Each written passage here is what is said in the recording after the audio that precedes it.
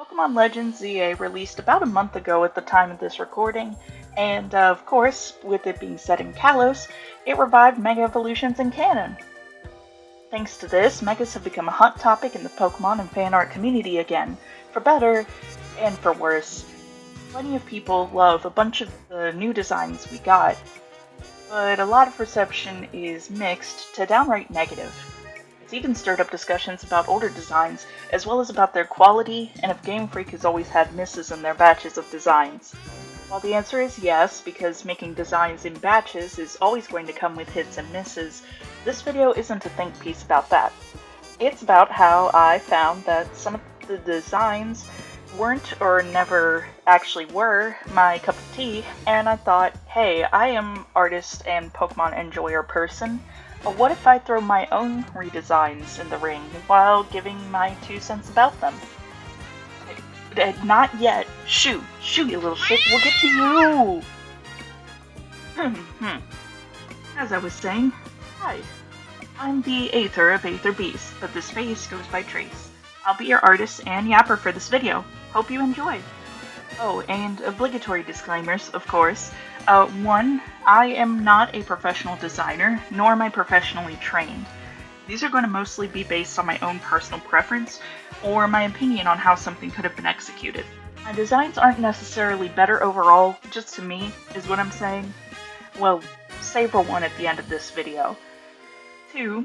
I should also note I'm not trying to emulate the Pokemon style here. Plenty of amazing Pokemon fan artists don't, and I wanted to focus more on my changes rather than nailing the style. It might come across that way a bit though, as I heavily reference the Pokemon themselves. 3. These aren't what I would do if I made the Mega from the ground up. They'd look a lot more different if that was the case. They're more like, what would I fix about what we got? So don't expect huge body and type changes or any sort of competitive stat changes for many of them. And finally, 4. I might like something that you hate, and vice versa. That's okay, you don't gotta agree, it's Pokemon designs, not life or death. With that out of the way, let's get going. Starting off light, Mega Meganium is actually a design I really like. At first it wasn't anything super special to me, but I chose Chikorita because yes, I prefer it to Totodile and Tepig, don't at me.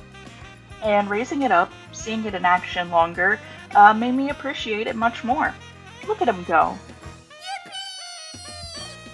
Now I really appreciate the floral turtleneck that we got. And while you could argue that this looks more in line with how Meganium would look like if it was made today rather than a proper Mega, it's just too sweet to think poorly of it for me. But there is one damned problem with it that I can't let go. Why they body so bare for the goddamn size? Still, this is a problem like everyone has with base Meganium, myself included, and focusing mostly on the neck more only makes it that much more obvious. It's too unbalanced towards the front. So I tried helping it with a few little tweaks. I started off by making the petals less pool floaty thick and more like true flowy flower petals, then added in a few leaves on the back. It's only a couple small changes, but 2 that I think add just enough to fix the bare back and make the flowers contribute less to that bare feeling. Plus, there's an implication that maybe the whole body is leafy or leaf-like in texture. You know, grass-type things. I also brought back the sort of buds from earlier in the line as spikes around the ankles and the middle of the tail, as a silly nod to its roots. Pun unintended. I kept the leafy feet anklet thingies because we're trying to add for balance, not unbalance again. Then it's just about giving the tail a leafy split tip to extend the leafage and doing minor color adjustments to fit the new bits. And here's the Mega Meganium in its full glory. The eye shape is just a little thing that I like doing where I can think of it, silly eye shapes. And like I said, I think even just some leaves, flower shrinkage, and buds is enough to make the design feel less front heavy without taking away the point of being so necky in the first place. Yeah, we'll say necky. I think they wear spikes pretty well too. On to the next candidate, I wanted to not just focus on new designs for this video, or any videos should this be a mini-series, until I exhausted older ones. I'm actually not of the camp that thinks the new ones mostly suck and the old ones are all gold. I actually like quite a few new ones, even Mega Starmie gets a chuckle out of me. Are there less that I'd change out of the older ones with spite in my heart? Yes, but that isn't necessarily because I like them. More like, I don't know if I could think of a better idea. I mean, just look at Abomasnow and its Mega. Maybe you could, but I just can't. I can for this, though. Yep, that's Mega Glalie. Now, it isn't bad per se, but it does feel like it's not enough to me. This guy is supposed to be an Oni, a floating head yokai as well, but it just doesn't really come across well in my opinion. I know not everything has to be obvious. Sometimes the best designs are ones that you dig into and you learn more about. But all he has is angry and horns, and that isn't much of a step up in embodying the concept from its base form. And to add insult to injury, they went hard on the diva Mega Frostlass. So why not push Mr. Freeze over here a bit more? Overall, I kept his shape and broken jaw, just modified it to get a little closer to the goddess tier design of Mega Frostlass and to make the inspirations pop. Gave him some bent horns to push the demonic or ogreish angle, and doubled down on the intimidating beard by adding a big ol' rocky spike and some extra shaping there too. And of course, one big Oni hallmark that's weirdly missing from the original: the fangs and tusks. Specifically, big ice fangs on the bottom and shaping his mask-turned helmet to look like the curly upper tusks. Now that's a little more like it. Mega Glalie. He's a proper scary floating Oni head now, who's earned his tusks even if he can't, use them properly. Ow. Poor guy, I'd be pissed too.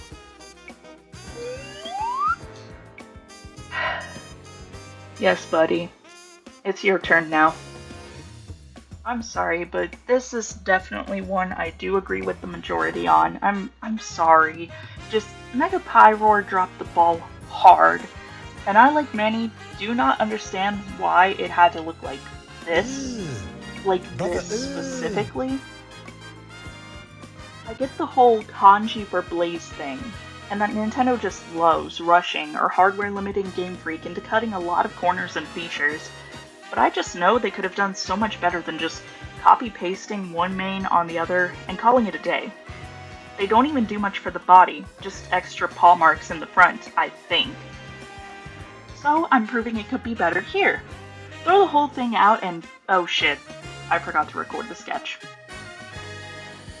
Yeah, I'm not a professional at that either.